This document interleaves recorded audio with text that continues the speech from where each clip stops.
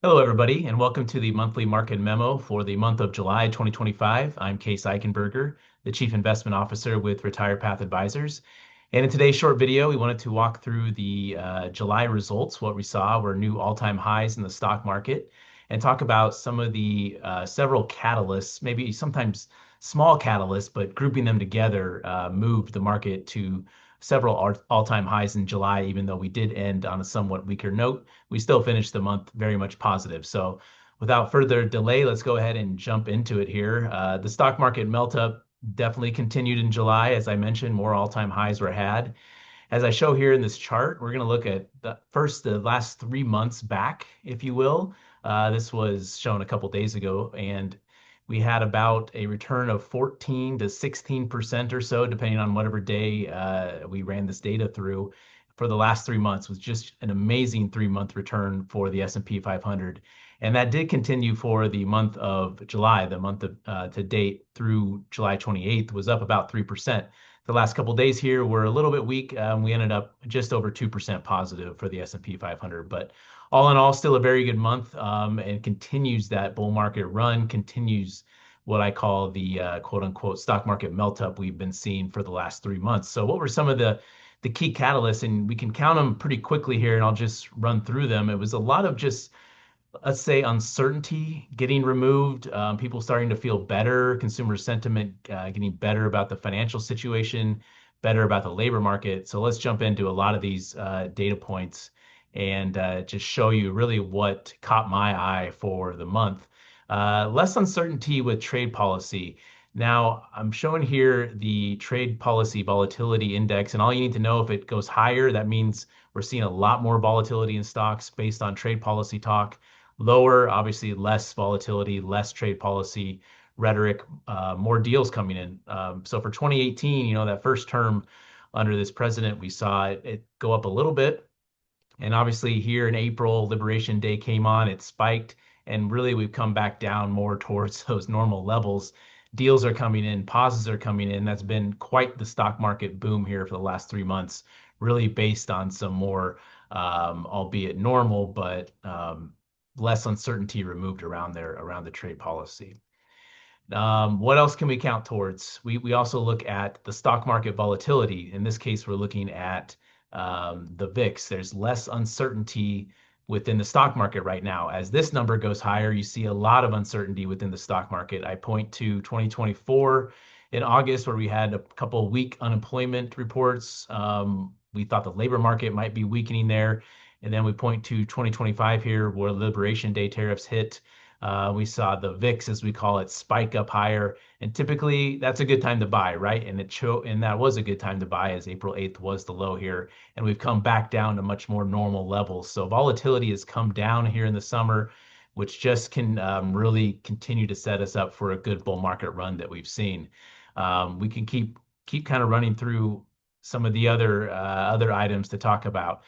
Corporate bond spreads, which is something that I really do like to focus on. Typically, the higher number here means there's a lot more yield you get out of junk bonds compared to treasuries. When that yield goes up and goes up in a very quick fashion, you see typically weakness in the equity market. But right now, we saw spikes again in August of last year and April of this year, again, kind of the same theme. But right now, we're still very tight, meaning the extra yield you get for taking on that extra risk within bonds is very, very low, and very much sets us up for more stock market returns, we believe, in the future. There's a couple more things I wanted to point out as we kind of walk through this video. We've seen just better confidence that the jobs market won't deteriorate, right? We won't see 5 to 6% unemployment. We're currently at 4.1, which is less than the average throughout the last several years, right? Obviously, a little bit higher than we were coming into COVID, but a lot lower as we've gotten people back to work and the unemployment rate settles in right now at about 4.1. We've also seen just less people filing for unemployment insurance. We call this the initial jobless claim. So that number is going down. People are filing less every week for those unemployment benefits. Another good sign that the jobs market is not deteriorating based on high interest rates or based on companies laying off people. It's in a pretty good spot right now. That leads to good economic times, leads to good stock market times as well. We also got confidence that inflation won't spike higher, right? It may be moving higher here in the short run, a little bit. Maybe tariffs get passed through to the consumer, or the corporations can kind of eat into their profit margins a little bit. But really, what I wanted to focus on is this kind of yellow highlighted circled area where we've seen expectations go a lot higher for inflation and then kind of come back down towards more of that normal range, if you will. We still got a little bit of ways to go, as a reminder, but inflation doesn't appear to be running away with it. Some of the main reasons why is typically inflation is a one-time price hike, or sorry, tariffs are a one-time price hike in inflation. And average hourly earnings from what people are taking home as their earnings have really slowed down. So the jobs market is still good, but it's definitely cooling, which is a good thing for inflation, if you will. And then wrapping up here, we do believe all this leads to the last couple slides of corporate earnings continuing to move higher. I wanted to highlight this Q2 red line, which is what we're in right now, kind of towards the bottom there of the chart, and just circle that hook, if you will, moving higher. We saw analysts of Wall Street lowering their expectations for corporate earnings coming into this earnings season, which we're really in the midst of right now as I record this. But lately, stock market corporations S&P 500 corporations have been announcing really good earnings, really solid earnings, and you've started to see that line move higher. Corporate earnings are starting to, again, beat the expectations of those analysts, which can move higher for stocks. Another welcome sign.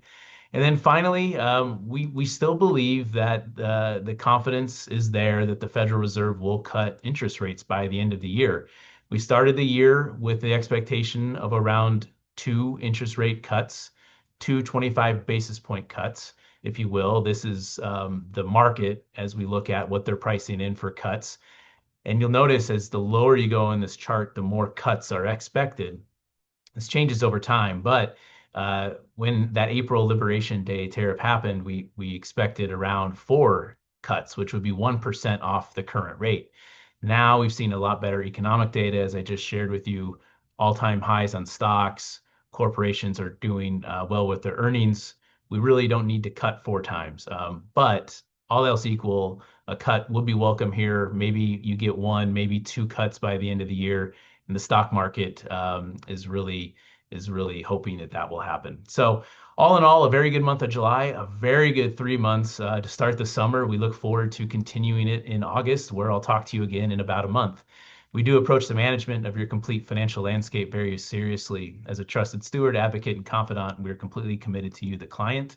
Of course, reach out to us with any questions you have. I know I went through this video somewhat quickly, but you can always reach out to your advisor at RetirePath or myself directly as the Chief Investment Officer. And we look forward to speaking with you. And of course,